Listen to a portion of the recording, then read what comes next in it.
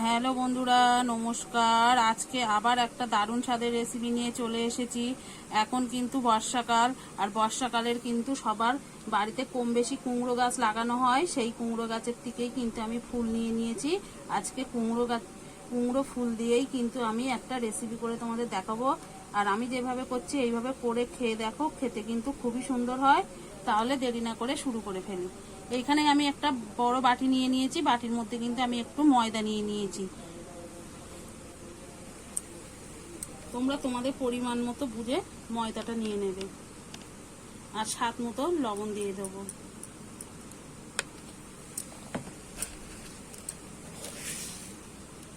আর দিয়ে দেবো চিনি।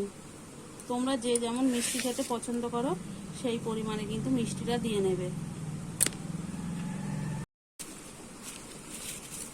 আর দিয়ে দেবো একটু কালো জিরে। দিয়ে কিন্তু আমি শুকনো উপকরণটা সব কিছু ভালো করে মিশিয়ে নেব। এখানে কিন্তু তোমরা চালের গুঁড়োও দিতে পারো। আমার কাছে নেই বলে আমি দিলাম না। তোমরা চাইলে এখানে একটু চালের গুঁড়ো দিলে কিন্তু আরও বড়াটা কিন্তু মচমচে খেতে ভালো লাগবে। আর এখানে আমি একটু জল দিয়ে নেব। জল দিয়ে আমি ব্যাটারটা ভালো করে আমি মিশিয়ে, ব্যাটারটা কিন্তু আমি সব কিছু দেখো ভালো করে মিশিয়ে নিয়েছি। এবারে আবার একটু জল দিয়ে নেব।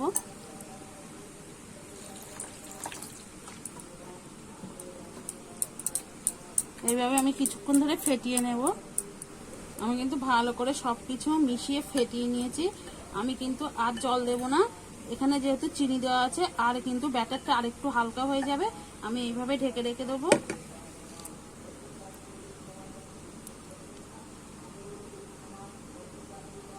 নিয়ে আমি উনুনটা ধরিয়ে নেব। দেখুন বন্ধুরা, আমি কিন্তু গ্যাসটা জ্বালিয়ে কড়াটা বসিয়ে দিয়েছি। আর কড়ার মধ্যে কিন্তু তেলও দিয়ে দিয়েছি। তেলটা দেখো হালকা হালকা গরম হয়ে গেছে।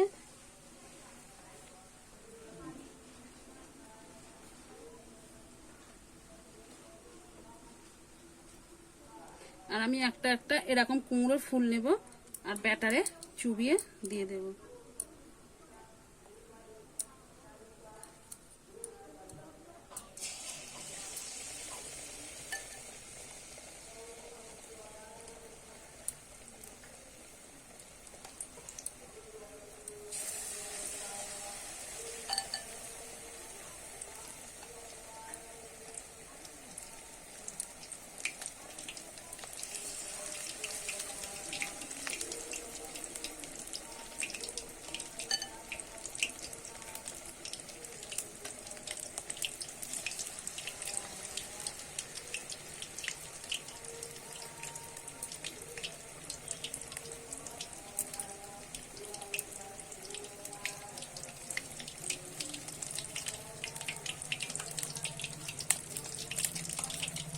এইভাবে আমি কিছুক্ষণ হতে দেবো।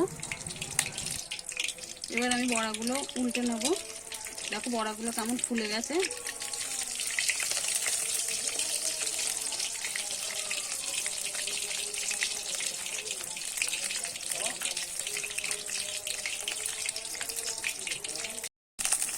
আমার কুমড়ো ফুল কিন্তু ভাজা হয়ে গেছে। দেখো আর কত সুন্দর ফুলেছে তেলের ওপর।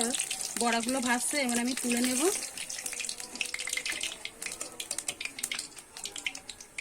এইভাবে কিন্তু আমি একইভাবে বড়াগুলো সব ভেজে নেব।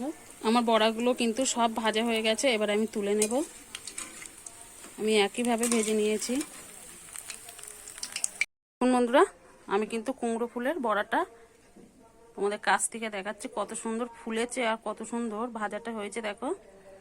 একবার বাড়িতে এইভাবে বানিয়ে খেয়ে দেখতে পারো। খেতে কিন্তু খুবই অসাধারণ হয়।